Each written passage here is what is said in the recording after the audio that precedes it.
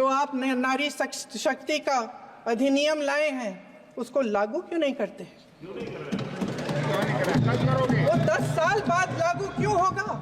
क्या आज की नारी 10 साल इंतजार करेगी उसके लागू करने के लिए? क्या बात है, क्या बात। मैं सदन में नहीं हूं, मात्र 15 दिनों से आ रही हूं, लेकिन मुझे ताज्जुब होता है कि इन 15 दिनों में इतनी बड़े इश्यूज हैं, इतनी बड़ी बातें हैं। प्रधानमंत्री जी मात्र एक दिन के लिए, शायद 10 मिनट के लिए दिखे हैं सभा। माननीय अध्यक्ष महोदय जी, आज आपने मुझे इस सभा में बोलने का मौका दिया, इसके लिए मैं आपकी बहुत आभारी हूँ।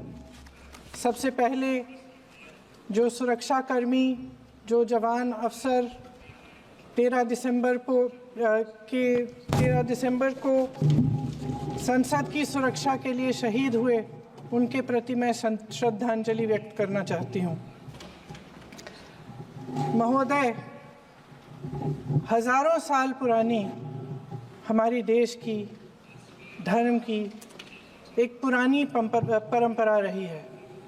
ये परंपरा संवाद, चर्चा की रही है। एक गौरवशाली परंपरा है जो दर्शन ग्रंथों में, वेदों में, उपनिषदों में दिखती है। वाद विवाद और संवाद की हमारी पुरानी संस्कृति है।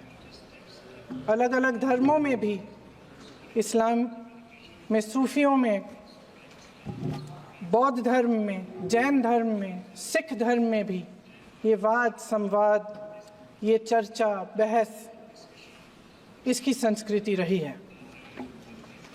इसी परंपरा से उभरा हमारा स्वतंत्रता संग्राम। हमारा स्वतंत्रता संग्राम विश्व में एक अनोखा संग्राम था, एक अनोखी लड़ाई थी जो अहिंसा और सत्य पर आधारित थी। ये वाद संवाद की जो परंपरा है, इसको इस संग्राम ने आगे कैसे बढ़ाया? क्योंकि ये जो संग्राम था, ये जो लड़ाई थी हमारी आज़ादी के लिए, एक बेहद लोकतांत्रिक लड़ाई थी। इसमें देश के किसान, देश के जवान, देश के मजदूर, देश के अधिवक्ता, देश के बुद्धिजीवी, चाहे किसी भी जाति के हो, चाहे किसी भी धर्म के हों, चाहे किसी भी भाषा को बोलते हों, सब इस स्वतंत्रता संग्राम में शामिल हुए। सब ने हमारे देश की आज़ादी की लड़ाई लड़ी। भय फैलाने वाले हमेशा भय का खुद शिकार बन जाते हैं।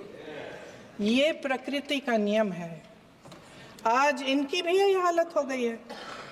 भय फैलाने के इतने आदी हो गए हैं कि खुद भय में रहने वाले हैं, चर्चा से डरते हैं, आलोचना से घबराते हैं। कई दिनों से हम मांग रहे हैं कि चर्चा करिए, लेकिन चर्चा करने की हिम्मत ही नहीं है। और उसी आज़ादी की लड़ाई से एक आवाज़ उभरी जो हमारी देश की आवाज़ थी। वो आवाज़ ही आज हमारा संविधान है। साहस की आवाज़ थी, हमारी आज़ादी की आवाज़ थी, और उसी की गूंज ने हमारे संविधान को लिखा और बनाया। ये सिर्फ एक दस्तावेज नहीं है। बाबा साहेब अम्बेडकर, मौलाना आज़ाद जी, राजगोपालाचारी जी और जवाहरलाल नेहरू जी और उस समय के तमाम नेता, जैसे आपने कहा, इस संविधान को बनाने की जो कार्य में सालों के लिए जुटे रहे। हमारा संविधान इंसाफ, उम्मीद, अभिव्यक्ति और आकांक्षा की वो ज्योत है जो हर हिंदुस्तानी के दिल में जलती है। अध्यक्ष महोदय, इस ज्योत ने हर एक भारतीय को ये पहचानने की शक्ति दी कि उसे न्याय मिलने का अधिकार है, कि उसमें अपने अधिकारों के लिए आवाज़ उठाने की क्षमता है, कि जब वो आवाज़ उठाएगा तो सत्ता को उसके सामने झुकना पड़ेगा। इस संविधान संविधान ने हर एक देशवासी को ये अधिकार दिया कि वो सरकार बना भी सकता है और सरकार बदल भी सकता है। ये ज्योत जो हर हिंदुस्तानी के दिल में जलती है, उसने हर हिंदुस्तानी को ये विश्वास दिया कि देश की संपत्ति में, देश की दौलत में, संसाधनों में उसका भी हिस्सा है, कि उसे एक सुरक्षित भविष्य की उम्मीद का अधिकार है, कि देश बनाने में भी उसकी भागीदारी है। उम्मीद और आशा की ये ज्योत मैंने देश के कोने कोने में खुद देखी है। उन्नाव में मैं एक रेप पीड़िता के घर गई, उसे जलाकर मार डाला था। वो शायद 20-21 साल की होगी। हम सब के बच्चे हैं। हम सोच सकते हैं कि अगर हमारी बेटी के साथ बार बार बलात्कार हुआ और फिर जब वो अपनी लड़ाई लड़ने के लिए गई तो उसको जलाकर मार डाला गया होता तो हम पर क्या बीतती। मैं उस बच्ची के पिता से मिली। उसके खेत जलाए गए थे, उसके भाइयों को पीटा गया था, उसके पिता को बाहर से, घर के बाहर घसीट कर मारा गया था। उस पिता ने मुझे बताया कि बेटी, मुझे न्याय चाहिए। मेरी बेटी अपने एफआईआर को दर्ज करने के लिए जब जिले में गई तो उसको मना किया गया, अगले जिले में जाना पड़ा उसे। वो रोज सुबह 6 बजे उठकर तैयार होकर अकेली अपने मुकदमे को लड़ने के लिए अगले ज़िले में ट्रेन से जाती थी। उसके पिता ने मुझे कहा कि मैंने उससे कहा, बेटी अकेले मत जाओ, छोड़ दो ये लड़ाई। लेकिन उसकी बेटी ने उसको जवाब दिया कि नहीं पिताजी, मैं अकेली जाऊंगी, मैं लड़ूंगी, ये मेरी लड़ाई है, मैं इसको लड़ूंगी। ये लड़ने की क्षमता, ये हिम्मत उस लड़की को और करोड़ों भारत की नारियों को हमारे संविधान ने दी। आगरा में मैं अरुण वाल्मीकि के घर गई। अरुण वाल्मीकि पुलिस स्टेशन में काम करता था, सफाई का काम करता था। आप सोच सकते हैं हमारी तरह उसका भी परिवार था। नई नई शादी हुई थी, 2-3 महीनों का बच्चा था। पुलिस स्टेशन में चोरी हो गई। चोरी का इल्ज़ाम उस पर लगाया गया। उसके पूरे परिवार को उठाकर पुलिस स्टेशन में ले गए। आप हंस रहे हैं, लेकिन ये गंभीर बात है। और क्या गंभीर बात। शर्म करो, शर्म। अरुण वाल्मीकि को पीट पीट के मार डाला, उसकी बीवी को पीटा, उसके पिता के नाखून निकाले, उसके पूरे परिवार को पीटा गया। जब मैं उस जवान महिला से मिलने गई जो अभी अभी विधवा हुई थी, तो उसने मुझे कहा कि दीदी, हमें सिर्फ एक चीज़ चाहिए, हमें न्याय चाहिए और हम इस न्याय के लिए लड़ते रहेंगे, चाहे कुछ भी हो जाए। ये हिम्मत उस महिला को हमारे संविधान ने दी।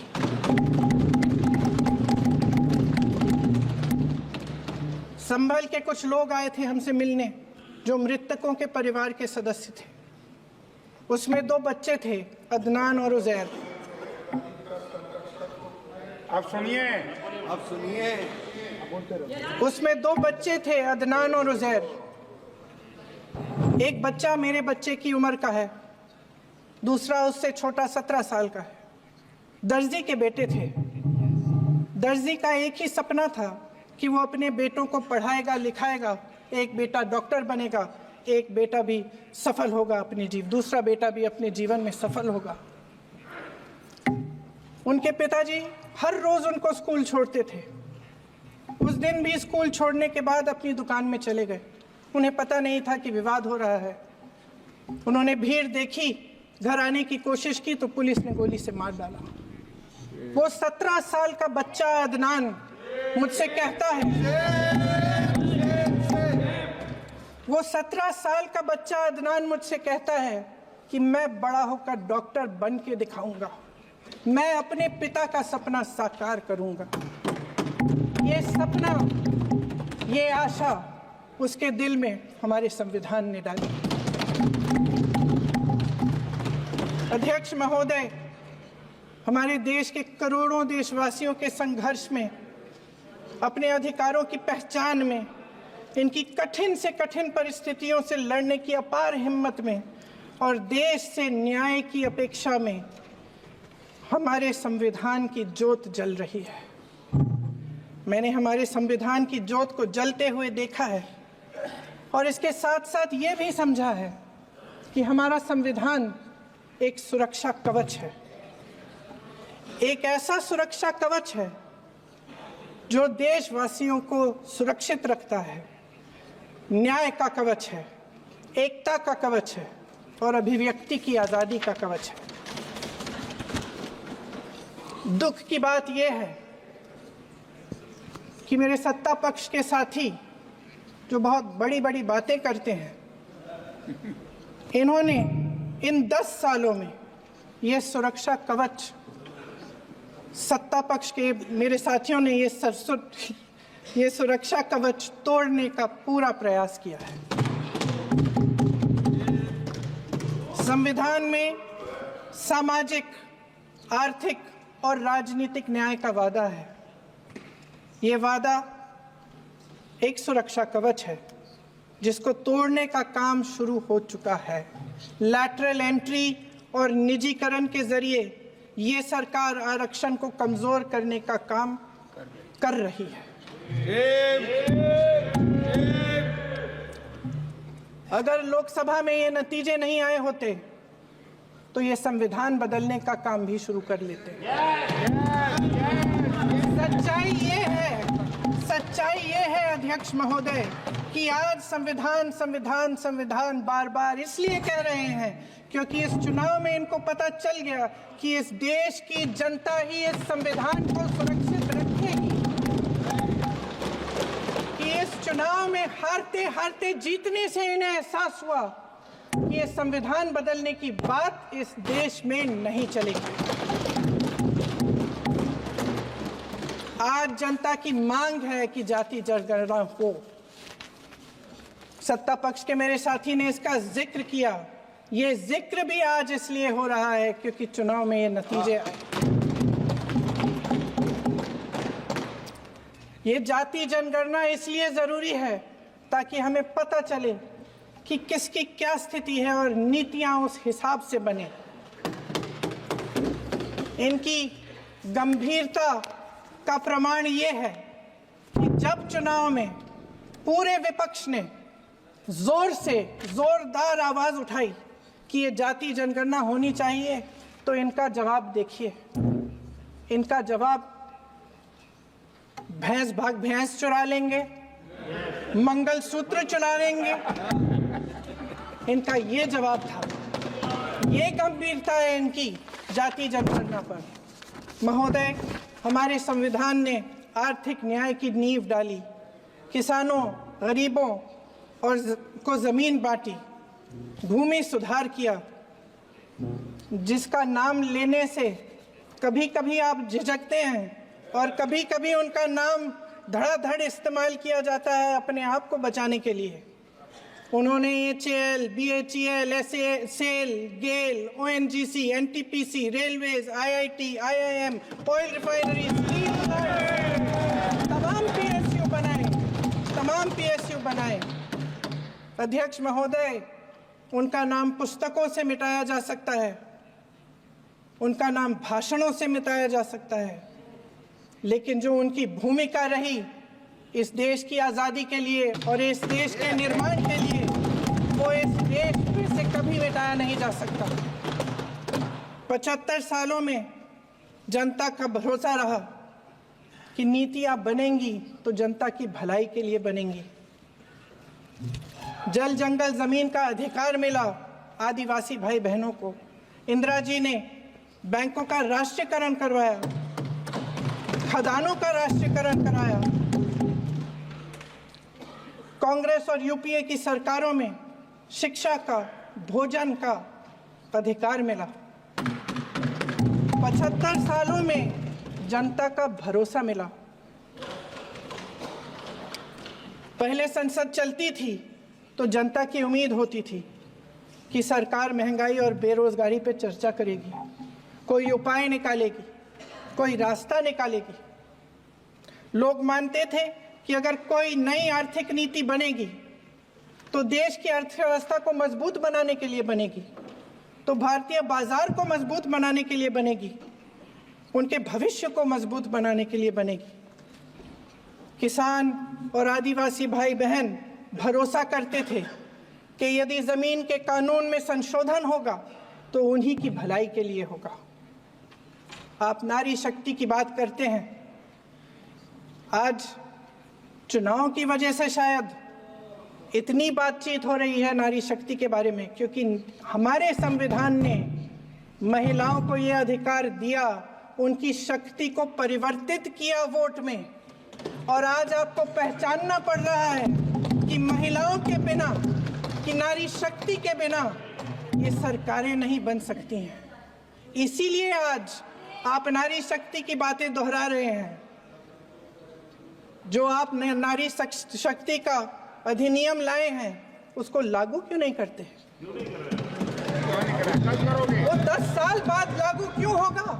क्या आज की नारी 10 साल इंतजार करेगी उसके लागू करने के लिए? क्या बात है, क्या बात है।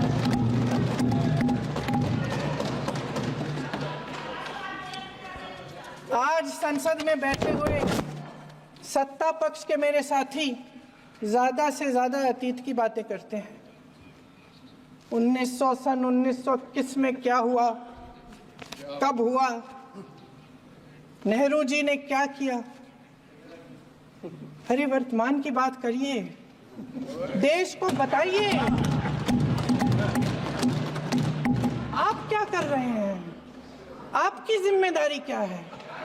कि सारी जिम्मेदारी जवाहरलाल नेहरू की है। अध्यक्ष महोदय जी, ये सरकार आर्थिक न्याय का सुरक्षा कवच तोड़ रही है। आज संसद में बैठी ये सरकार बेरोजगारी और महंगाई से जूझ रही हमारी जनता को क्या राहत दे रही है? कृषि के कानून भी बड़े बड़े उद्योगपतियों के लिए बन रहे हैं। सही एमएसपी को छोड़िए, डीएपी तक नहीं मिल रहा है।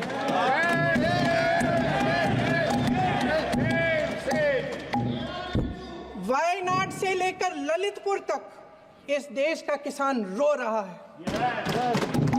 आपदा आती है तो उसको कोई राहत नहीं मिलती। भगवान भरोसे है आज इस देश का किसान, उसको छोड़ दिया गया है। आज हिमाचल में देखिए, जितने भी कानून बने हैं वो सब बड़े बड़े उद्योगपतियों के लिए बन रहे हैं। हिमाचल में जो सेब उगता था उसके जो छोटे छोटे किसान हैं वह रो रहे हैं, क्योंकि एक व्यक्ति के लिए सब कुछ बदला जा रहा है। सुनने की हिम्मत रखो।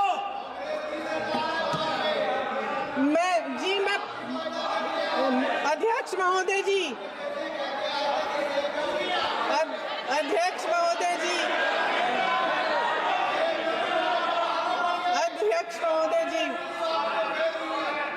महोदय जी, अडानी जी को सारे कोल्ड स्टोरेज प्रदेश की सरकार ने नहीं दिए।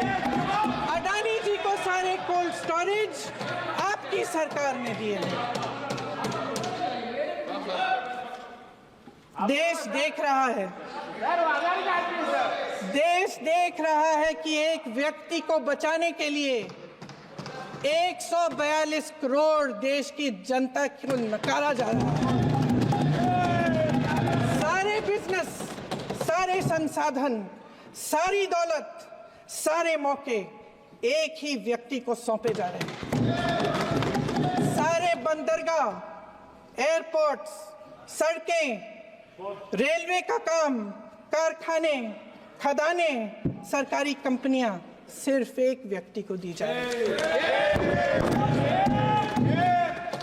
जनता के मन में हमेशा ये विश्वास होता था कि अगर कुछ नहीं है तो संविधान हमारी सुरक्षा करेगा, मगर आज आम लोगों के बीच ये धारणा बनती चली जा रही है कि सरकार सिर्फ अडानी जी के मुनाफे के लिए चल रही है। देश में बहुत तेजी से तैर बराबरी बढ़ रही है।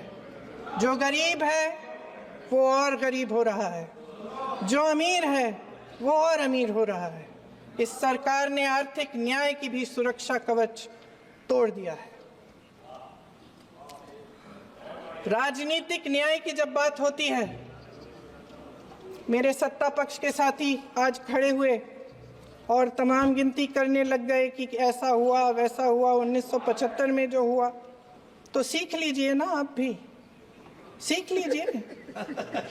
आप भी अपनी गलतियों के लिए माफी मांग लीजिए। आप भी बैलेट पे चुनाव कर लीजिए। आप भी बैलेट पे चुनाव कर लीजिए। दूध का दूध, पानी का पानी हो जाएगा। आप राजनीतिक न्याय की बात करते हैं, सरकारों को पैसों के बल पर गिरा देते हैं।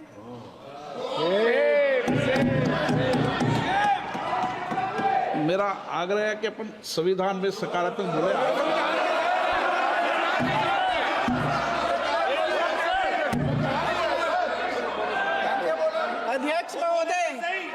अध्यक्ष महोदय, सत्ता पक्ष के हमारे साथी ने एक उदाहरण दिया उत्तर प्रदेश की सरकार का, तो मैं भी एक उदाहरण दे देती हूँ महाराष्ट्र की सरकार का। मैं भी एक उदाहरण दे देती हूँ हिमाचल की सरकार को तोड़ने की कोशिश किसने की, पैसों के बल पे की, गोवा की सरकार। तमाम उदाहरण राजस्थान की।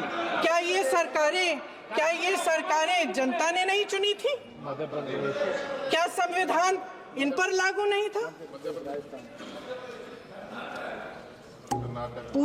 पूरी देश की जनता जानती है कि इनका हंसती है, जानती है कि इनके यहाँ तो वॉशिंग मशीन है।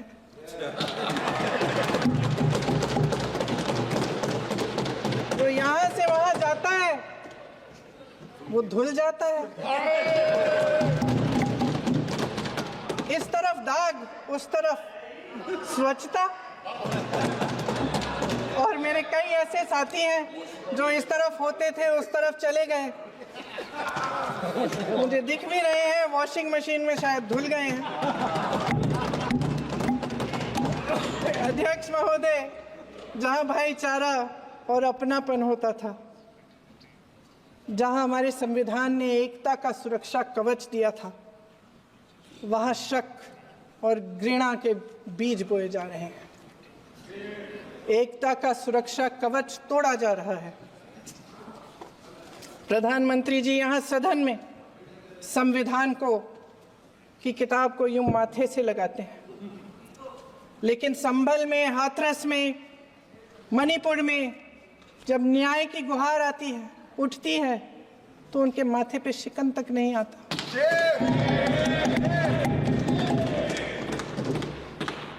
शायद समझ नहीं पाए हैं कि भारत का संविधान संघ का विधान नहीं है।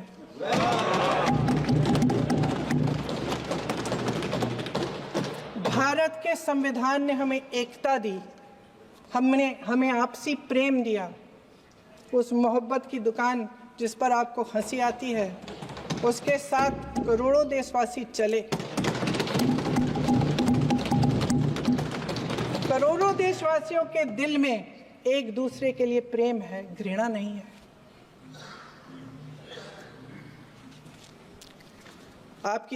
इनकी जो विभाजनकारी नीतियां हैं, उसका नतीजा हम रोज देखते हैं। राजनीतिक फायदे के लिए संविधान को छोड़िए, देश की एकता को भी ये रख नहीं सकते, इसकी सुरक्षा नहीं कर सकते। हमने संभल में देखा, मणिपुर में देखा। दरअसल इनका कहना है कि अलग अलग इस देश के अलग अलग हिस्से हैं। कैमरा। लेकिन हमारा संविधान कहता है कि ये देश एक है और ये देश एक रहेगा। जहां खुला विवाद होता था, अभिव्यक्ति का सुरक्षा कवच होता था, इन्होंने भय का माहौल पैदा किया है। सत्ता पक्ष के मेरे साथी अक्सर 75 सालों की बात करते हैं, लेकिन इन 75 सालों में ये उम्मीद, आशा, ये अभिव्यक्ति की ज्योति कभी थमी नहीं, कभी बुझी नहीं। इस देश की जनता ने खुलकर आलोचना की, निडर होकर धरने किए, प्रदर्शन किए। जब जब जनता नाराज हुई तब तब सत्ता को ललकारा, उसे चेतावनी दी, बड़े से बड़े नेताओं को कटघरे में खड़ा किया, उनसे जवाब मांगा, न्याय मांगा। इस देश के छोटे छोटे से नुक्कड़ की दुकानों में, चाय की दुकानों में, इस देश के घरों में, गलियों में, मोहल्लों में, अखबारों में, प्रकाशन घरों में, न्यायपालिकाओं में चर्चा कभी बंद नहीं हुई। लेकिन आज ये माहौल नहीं है। आज जनता को सच बोलने से डराया जाता है, धमकाया जाता है। पत्रकार हो या विपक्ष का नेता हो या किसी यूनिवर्सिटी का प्रोफेसर हो, छात्र संघ हो या कर्मचारियों का संगठन हो, सबका मुंह बंद कराया जाता है। किसी पे ईडी, किसी पे सीबीआई, किसी पे इनकम टैक्स, फर्जी मुकदमे लगवाए जाते हैं, जेल में डाल दिया जाता है, विपक्षी नेताओं को जेल में डाल दिया जाता है, उनको सताया जाता है। किसी को नहीं छोड़ा इस सरकार ने। देशद्रोही कह के उत्तर प्रदेश में मुझे याद है कुछ अध्यापिकाएं प्रदर्शन कर रही थी, उन पर मुकदमा डाल दिया देशद्रोही का, उन्हें देशद्रोही कह दिया। इन्होंने देश का पूरा माहौल भय से भर दिया है। इनकी मीडिया की मशीन झूठ फैलाती है, तरह तरह के आरोप लगाती है, और शायद वह भी भय में ही है। महोदय, मैं इस सदन को याद दिलाना चाहती हूँ कि ऐसा डर का माहौल देश में अंग्रेजों के राज में था। जब इस तरफ बैठे हुए गांधी की विचारधारा वाले लोग आज़ादी की लड़ाई लड़ रहे थे और उस तरफ वाली विचारधारा वाले लोग भय में रहकर अंग्रेजों के साथ साठगांठ कर रहे थे। लेकिन अध्यक्ष महोदय, भय का भी अपना स्वभाव होता है। भय फैलाने वाले हमेशा भय का खुद शिकार बन जाते हैं। ये प्रकृति का नियम है। आज इनकी भी यही हालत हो गई है। भय फैलाने के इतने आदी हो गए हैं कि खुद भय में रहने वाले हैं। चर्चा से डरते हैं, आलोचना से घबराते हैं। कई दिनों से हम मांग रहे हैं कि चर्चा करिए, लेकिन चर्चा करने की हिम्मत ही नहीं है।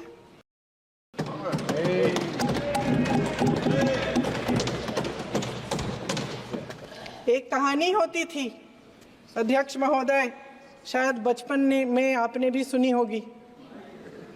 राजा भेष बदलकर बाजार में आलोचना सुनने जाता था। ये सुनने जाता था कि प्रजा मेरे बारे में क्या कह रही है, मैं सही रास्ते पे चल रहा हूं कि नहीं।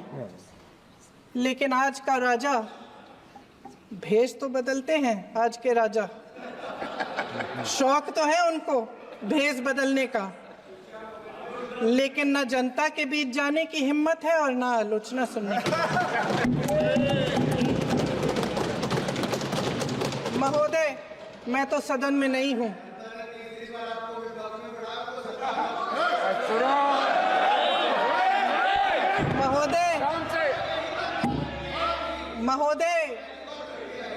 महोदय, जनता में बहुत विवेक है, ये सही है।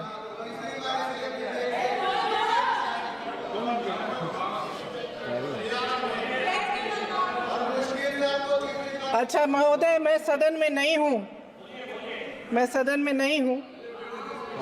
कुछ हाँ ठीक है, मैं सदन में नहीं हूँ, मात्र 15 दिनों से आ रही हूँ।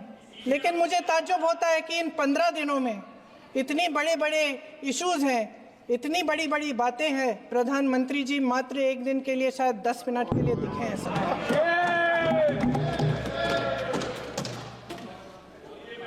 बात यह है अध्यक्ष महोदय जी कि ये देश भय से नहीं, साहस और संघर्ष से बना है। इसको बनाने वाले देश के किसान, जवान, देश के करोड़ों मजदूर और गरीब जनता है। संविधान इनको साहस देता है। मेहनती मिडिल क्लास है और इस देश के जो करोड़ों देशवासी हैं, जो रोजाना भयंकर परिस्थितियों का सामना करते हैं, उनको साहस देता है। वायनाड में जो आपदा आई, उसमें एक छोटा लड़का था 17 साल का। 6 घंटों के लिए उसने अपनी माँ को बचाने की कोशिश की। 6 घंटों के लिए आप सोच सकते हैं कि अगर नदी की धारा बह रही है, नाराज है, आप अपनी माँ को पकड़े हो, 6 घंटों के लिए पकड़े रखते हो कि मेरी माँ बच जाएगी और अंत में वो माँ भी बह जाती है। उस लड़के का साहस, उन महिलाओं का साहस जो पीड़ित हैं लेकिन फिर भी अपनी लड़ाई लड़ रहे हैं, उन संभल के बच्चों का साहस जिनके पिताजी अभी अभी गुजर गए लेकिन फिर भी उनके सपनों को साकार करने की हिम्मत है, उनका साहस है। वो साहस से संविधान ने दिया है।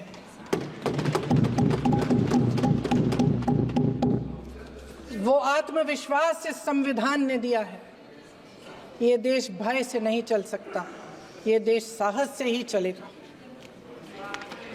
भय की भी सीमा होती है और जब वो सीमा पार हो जाती है, जब किसी को इतना दबाया जाता है कि उसको लगने लगता है कि अब मेरे पास खोने के लिए कुछ नहीं है, तब उसमें एक ऐसी शक्ति पैदा होती है जिसके सामने कोई कायर खड़ा नहीं हो सकता। ये देश कायरों के हाथों में ज्यादा देर तक कभी नहीं रहा है। ये देश उठेगा, ये देश लड़ेगा, सत्य मांगेगा, सत्यमेव जयते।